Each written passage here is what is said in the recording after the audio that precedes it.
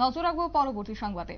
ভয়াবহ বন্যা পরিস্থিতিতে রাজ্যের মানুষ আজ দিশেহারা এবং ক্ষতির পরিমাণও প্রায় অনেকটাই।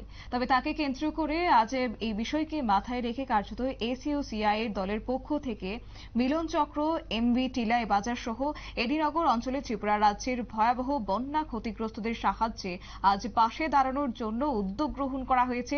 এসইউসিআই এর পক্ষ থেকে এই সংশ্লিষ্ট এলাকাগুলিতে তারা যায় এবং সেখানে ক্ষতিগ্রস্তদের সাহায্যে আজ ত্রাণ কালেকশন করা হয়েছে। কি বলছেন তারা, শুনুন। রাজ্যের মানুষের কাছে এসইউসিআই কমিউনিস্টের আবেদন। বন্ধুগণ, আপনারা জানেন যে রাজ্যের বেশিরভাগ মহকুমা আজকে বন্যায় ক্ষতিগ্রস্ত। প্রায় 18 লক্ষ মানুষের ওপর মানুষ এফেক্টেড। শুধু তাই না, আপনারা জানেন প্রায় 24 জনের বেশি প্রাণ হারিয়েছেন। এতাবৎকালে এই রাজ্যে এরকম বন্যা, ভয়ঙ্কর বন্যা আর দেখা যায়নি।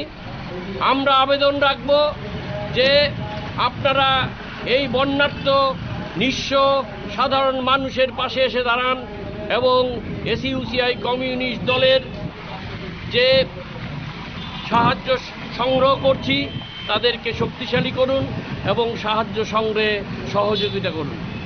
এসইউসিআই কমিউনিস্ট দলের।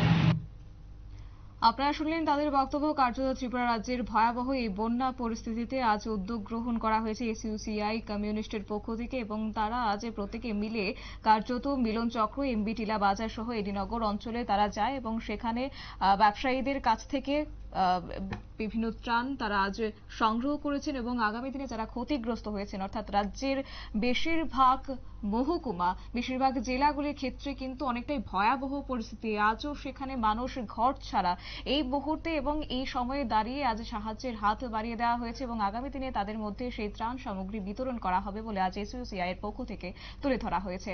নিয়ে নিচ্ছে ছোট একটি বিজ্ঞাপন বিরতির সঙ্গে থাকুন।